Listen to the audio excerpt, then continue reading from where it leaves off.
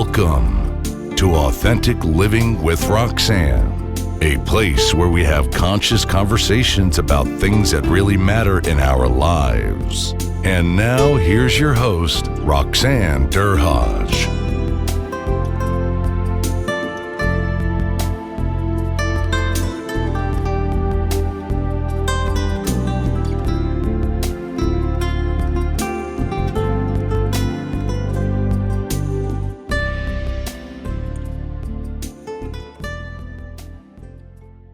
Hi, everyone. It's Roxanne Derhodge. Thanks again for tuning in to Authentic Living with Roxanne. So today I have a special guest that I think focuses on an area that I think most of us are yearning to understand a bit more, neurodiversity. So today I have Cynthia Milani, and Cynthia is with the Neurodiversity Institute, and she'll give you the formal name that much more, where she works at really enhancing, or I would say raising the knowledge of people about the whole spectrum of neurodiversity. So Cynthia, thanks so much for coming on today. It's a great pleasure to be with you. So let's, Cynthia and I met we were very privileged to both be working. We went to a conference where I was able to speak, and I was also able to listen to Cynthia speak on the issue of neurodiversity. Let's talk about kind of your path. Like, what made you pick this course or space to work with neurodiversity, Cynthia? Well, it's a good question. And of course, it is a field that is just emerging, Roxanne. But just to give a little bit of background on that, it is, I became interested in brain science very early on. And that's really been a calling for me when I was maybe 10, 12, and people would say, what do you want to be when you grow up? It wasn't maybe your usual, fireman, baker, or whatever. I wanted to be a brain surgeon. And that I was fascinated from it. I just knew it's what I wanted to do because I wanted to understand how the brain works. Well, obviously I didn't become a surgeon, but I think I dissected almost every day in my studies. And what got the laugh was, and something I don't often share, is that it was because I had and still do, ADHD, attention deficit disorder. And as a result, I was one of the worst students, this one that was considered the slow one in the class, the one that just couldn't quite make it through high school, that changed schools a couple of times, bounced around, the usual story. And then after, like many people with ADHD, taking on different things, whether it was Vista, Peace Corps, all kinds of little projects, I still couldn't make it in school. Well, I was very lucky because Columbia University has a program which is called General Studies, and they invite students who did fall through the cracks, who never made it.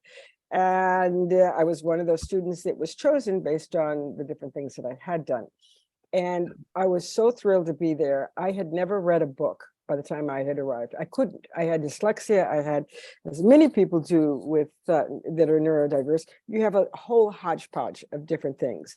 And I went from not having read that book, and what we didn't realize then was that the neurocortex was beginning to come together so that I could actually begin to concentrate and take information in. And I managed to whiz through in, less than 3 years with honors, and only to say, when it begins to happen for you, it is the most thrilling thing in the world. So I went in from there. I went into, I studied neuroanthropology, which was called biological then. And I was very interested in witchcraft, and I traveled throughout Africa and was so amazed by what the brain could do. It fit in with the things that I had already begun to understood about the power of the brain and what we could do when we change those neural pathways. And at that time, I was working under Margaret Mead, and she had a program that she thought would be appropriate for the brand new biofeedback that was being done by NIH, the National Institute of Health. So that took me into that. And that's where I really began to understand the power of the mind when it was applied in a medical situation, which it had been in a lot of the witchcraft as well, but it was still what people believed. They were using a lot of placebos then. They were beginning to hook people up and let us begin to control our own selves. So it was a very exciting field. And that's the one I stayed with for a while until I sort of jumped a bit and went into the other side of anthropology, which is culture. So I worked in 50 different countries with companies that in all aspects of business trainings, and saw the entire gamut of it and was able to put things in by bits. But it wasn't until about 10 years ago that we began to really start to have a field and get something that was actually thought had a term for it, and that was Judy Singer. And she came up with the term of neurodiversity to use as a part of inclusion, as what to say this group of people needs to be included. We've got 8 billion people on the planet. 18% are considered neurodiverse. We know every brain is different. I was seeing differences in culture, so I can certainly add to that.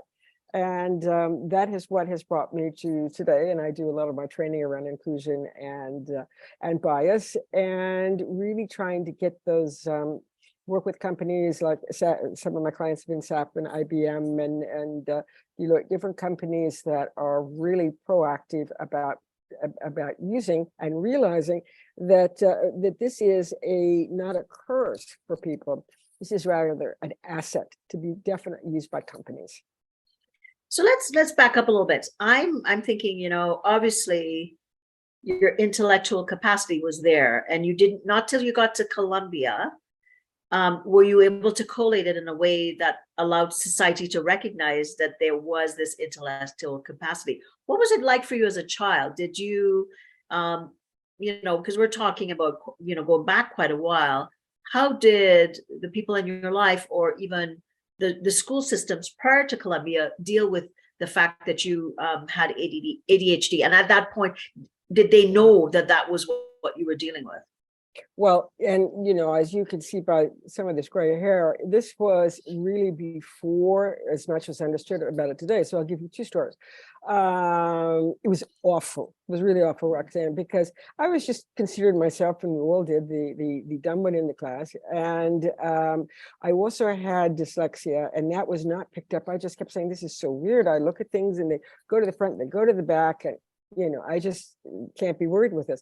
And so I was just ignored and passed over, really. And some of the questions that I asked were rather disconcerting, like a lot of ADHD, they ask questions that other people aren't asking.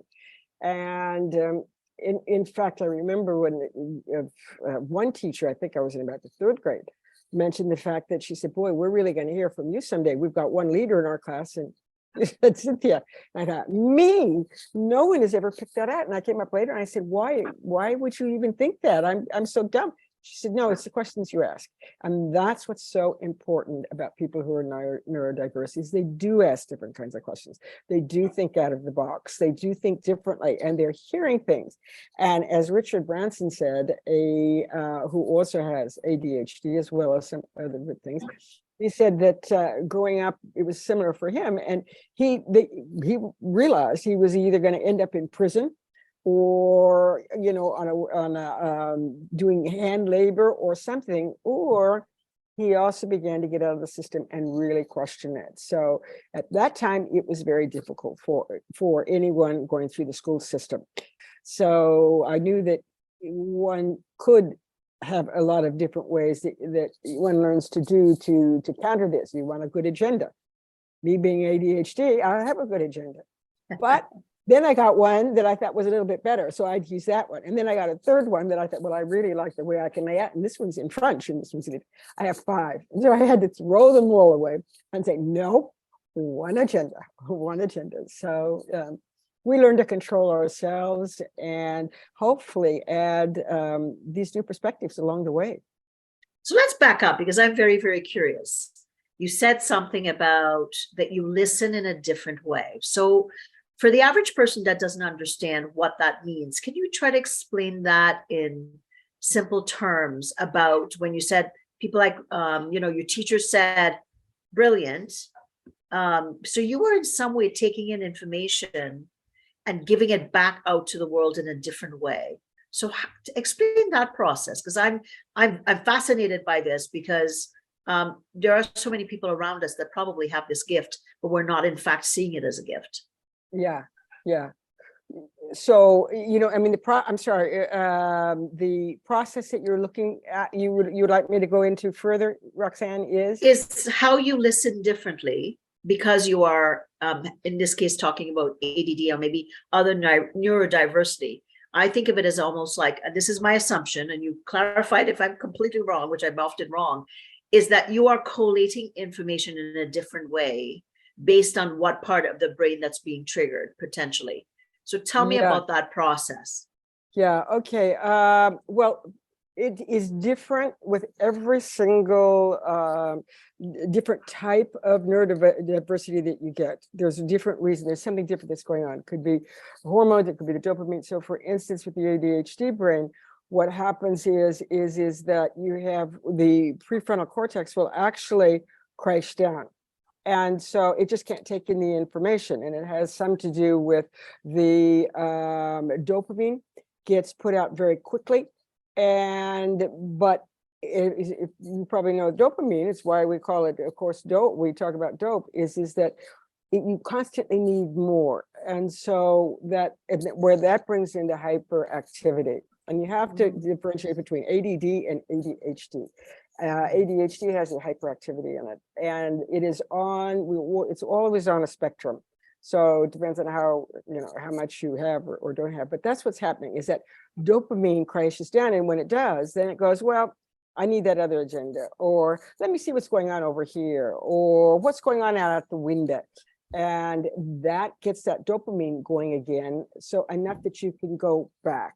So that's a little bit the process that is happening to there. But one thing to differentiate is when we talk about neurodiversity is that there are just so many different types.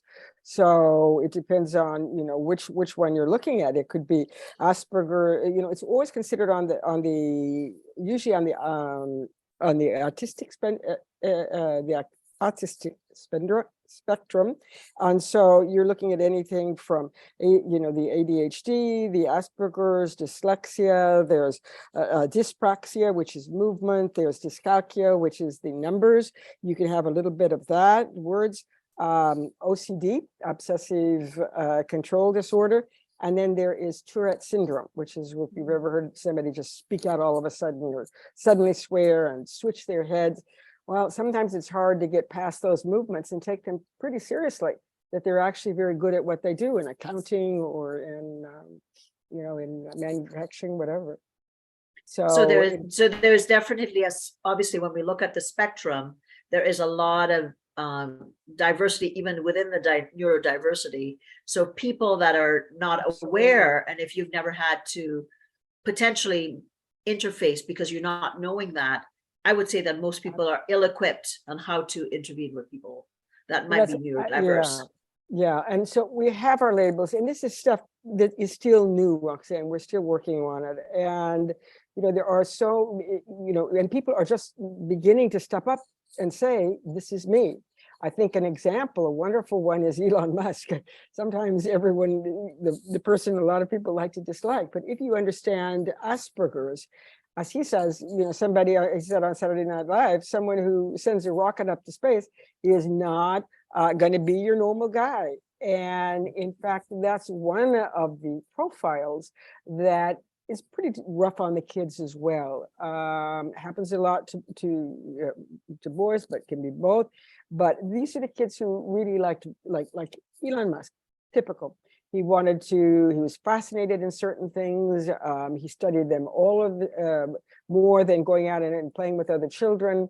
He has whirled around one or two things that he wanted to learn, and then he'd go on to the next one and the next one. And those kids often get bullied. They get beat up. And you often hear of that because they're different, and children pick that up, and they don't play the same way. They also, this goes back again to how important the hormones is. They oftentimes don't have the dopamine, and they don't have the the oxytocin. So they can't, if you don't have oxytocin, you don't have empathy. It's harder to find it. You have to ask questions differently. So somebody with Asperger's, they have to learn, that's part of the training they need to go through, is what kinds of questions to ask people, because if you're familiar with mirror neurons, the mirror neuron is a neuron that basically allows us to mimic people, to pick it up. I smile, and you're probably smiling, even over there where I see your photograph. That's a mirror neuron.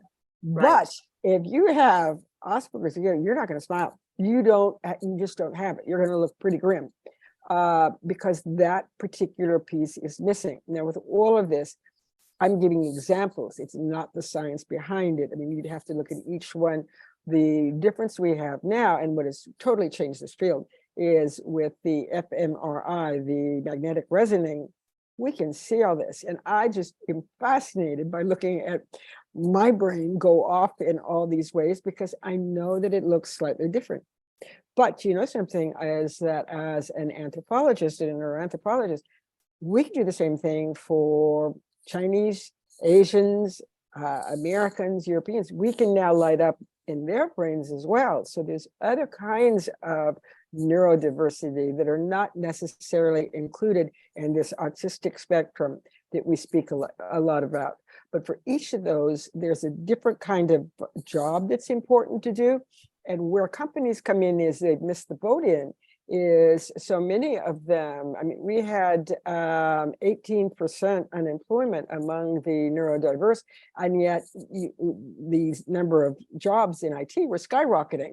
But when companies would go to look for something, they would look at what's good leadership. And it's about putting people together and communication skills and this kind of dynamism that they don't have. However, they are very, very good at asking the questions no one has asked, of thinking differently, of seeing patterns that others don't see. And that's one of the things, is they can often see that they can make connections precisely because their neural pathways are not hooked up in the same way.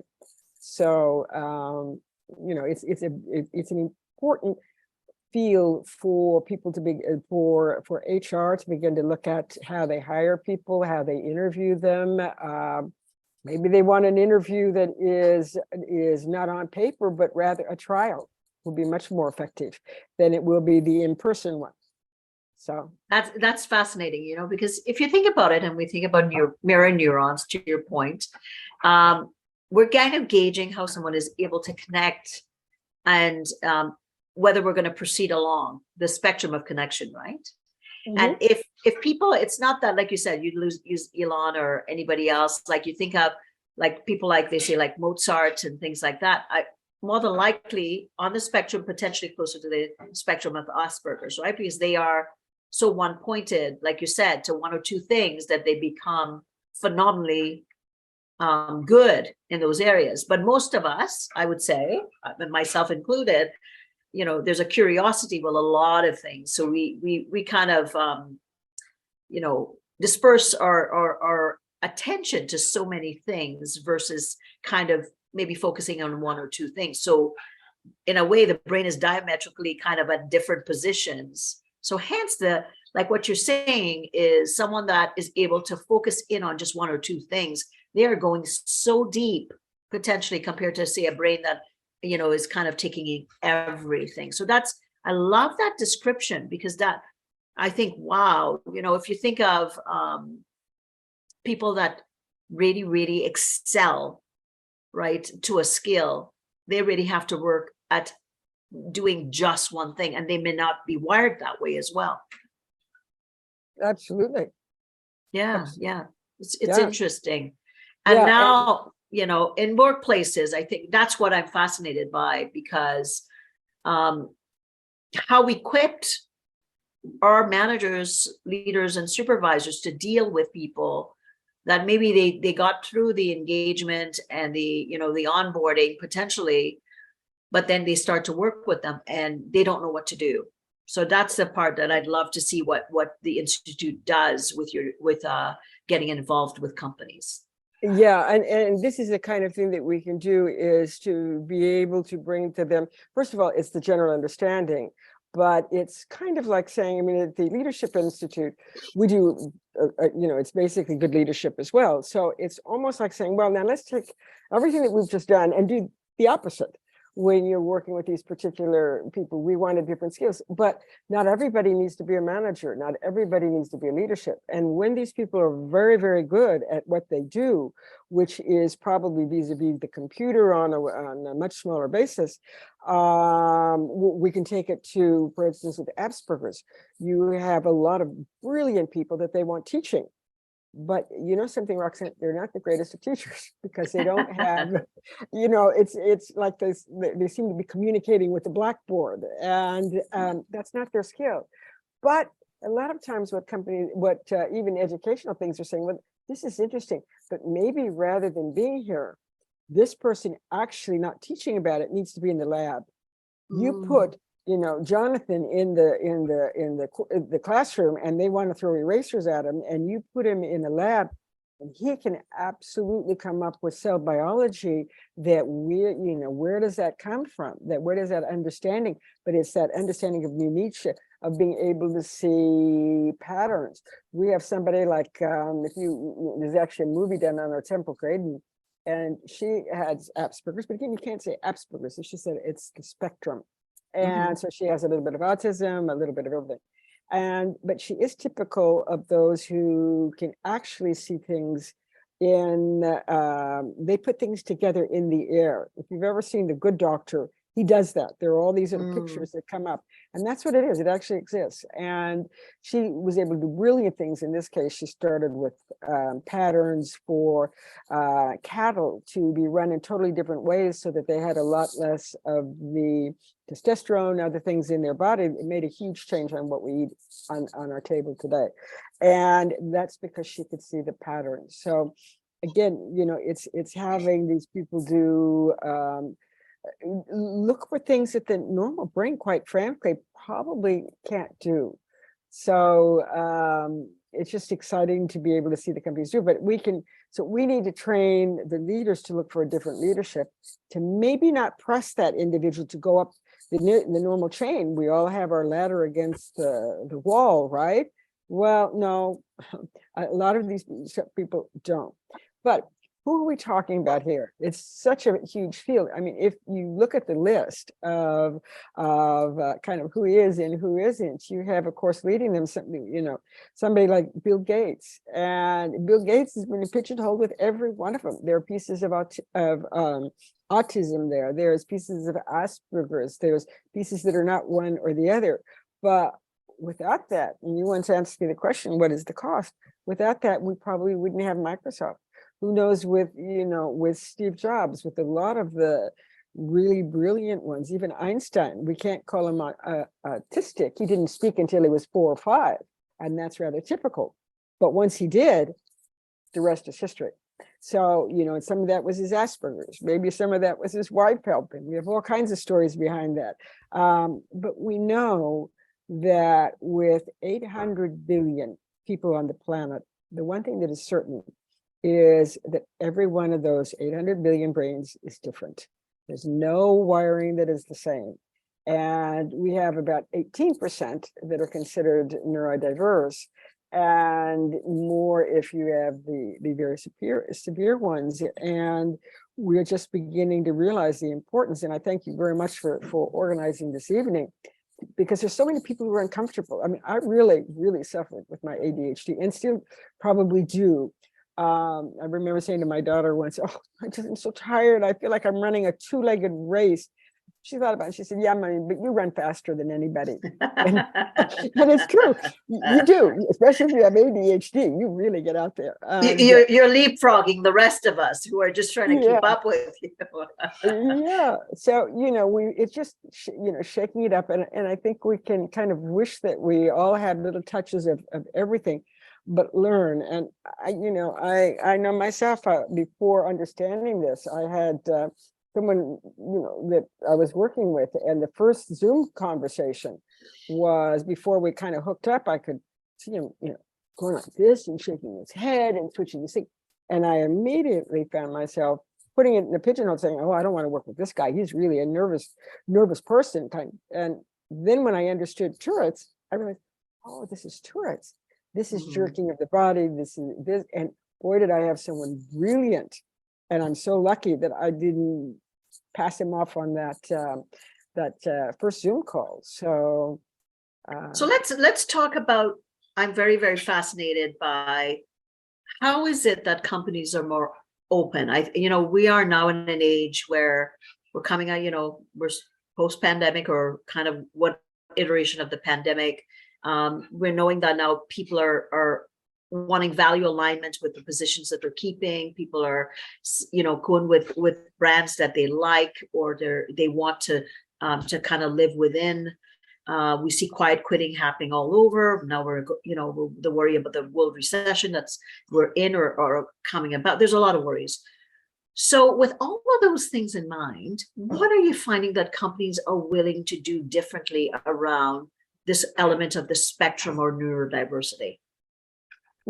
Well, there's a whole range of things they can do. Obviously, we've got a new kind of training. Mentoring is one of the best. You find somebody who is sensitive to this, and we do. And as a coach with, trained with the Neuroleadership Institute, they have a very good method that we just use in general for using it for neuroleadership. This can also be used very well with people who are neurodiverse, because it's a different approach. It's really getting people to themselves, to the aha. So what an amazing all-encompassing model, right? Because really it's really true elements of what maybe people that haven't not been impacted by neurodiversity we get just because, right? So kind of thinking that I connect in a certain way. I'm looking for the little elements so I can proceed along with trust. Then I'm looking for a little bit of consistency, but those are the normal steps. But SCARF really is a beautiful model, because it allows to say, okay, if you are different, why not create the context so that people can feel safe and secure enough to proceed in a way to find their grounding in whatever capacity that they're working. It sounds like a really, really nice model. Are companies looking for models like this, and are they applying it? And why would a company come forward to work with the institute? Why would the they? SCARF model? If you're replying to the SCARF model, yes, they are.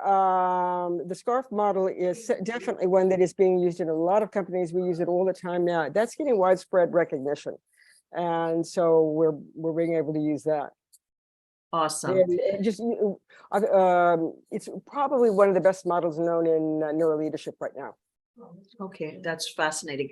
So I have one last, I know we're running out of time, but I have one last question, because you're intrigued by you bringing it up. You said that there's different parts of the brain based on culture that gets lit up. So, and that's from a diversity lens. I'm just curious, can you talk a little bit about that? Because I'm fascinated by you bringing that up.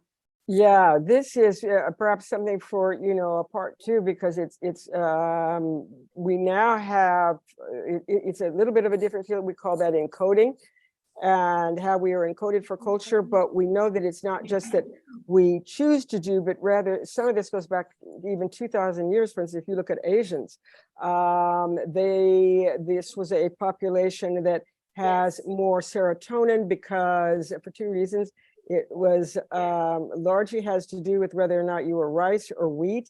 And another one that is, so you have the rice or wheat, and that will make a difference on whether you develop more of the serotonin. It was also more protected because the population was very susceptible to disease, and still is. So that has a lot to do with that. And you can look at the difference between flip over to the United States, where you've got dopamine, and you've got, with the dopamine, you've got cultures that are definitely, like the US, they're wheat. And we had to get out there by ourselves always. And, if you remember that old story about who will, the chicken, the sky is falling, who will help me plant my wheat? Well, I will do it myself if I want my bread. Well, that's very different. If you are coming from a rice base, if you don't work together for thousands of years, you will starve. You have to, because of the way the rice paddies work, and to let it all out together. And that is encoding, and that gets us, fixed in that way. Wow. Well, that is a fascinating conversation that truly we're talking about the I versus the we, but we're looking at it from a different code, which I think we'll definitely have to have you come back, because I think we need to talk more about that as we talk about, DEI and inclusion. What a fascinating thing if we can go back to looking at imprinting and cultural context, and then generational cultural context, and then we put all of us together now that we're a global economy, and we're all just going to play really, really nice, right? And so that understanding would be very, very fascinating. So I would love at some point with our schedules for you to be able to come back on, and we'll spend time exploring that from your anthropological background, which I think would be really amazing. Now, Cynthia, I'd be really happy to do that. So for people that are thinking, wow, this is some pretty neat stuff, and they want to know more about the Institute and you, where can they reach you, or where would you like people to connect with you if you are open to that, to get a bit more knowledge around neurodiversity and the implications for training and development? Yeah, absolutely. Yeah. Just to say a little bit about that, it's as we end, it is the Center for Neuroleadership and Diversity here in Provence, France. And we do training, we do certification courses, we have a lot of coaching, mentoring that is done through the center. I really put it all together and have different visiting professors who come, different groups that come. And so it goes in that direction, and then do a lot of the coaching as well, neuroleadership coaching. Awesome. So for anyone, I have gained so much, and I love the model, the SCARF model. And I think I'm going to, in my day-to-day interactions with people that I'm going out there, regardless of the context of my interactions, I'm going to start to think more along those lines. Like, what is it if someone is a bit diametrically opposed to me? Maybe it's not, maybe it's maybe a subtlety, but it's my opportunity to be curious and to think, what is it that I could be implementing to connect in a different way? So thank you for that. Thank you for that gift. For anyone wanting, please reach out to Cynthia and get some more information. And on my end, if you're wanting to learn more about authentic heart leaderships, just reach out to us at roxannedurhage.com/quiz. And you can do a really, really quick assessment, and we'll send the results to you. Thanks for tuning in to Authentic Living with Roxanne, creating the space for positive, healthy change. Roxanne is a keynote speaker, psychotherapist, and coach. To work with Roxanne, visit roxannedurhage.com/blueprint. We'll see you next time on Authentic Living with Roxanne.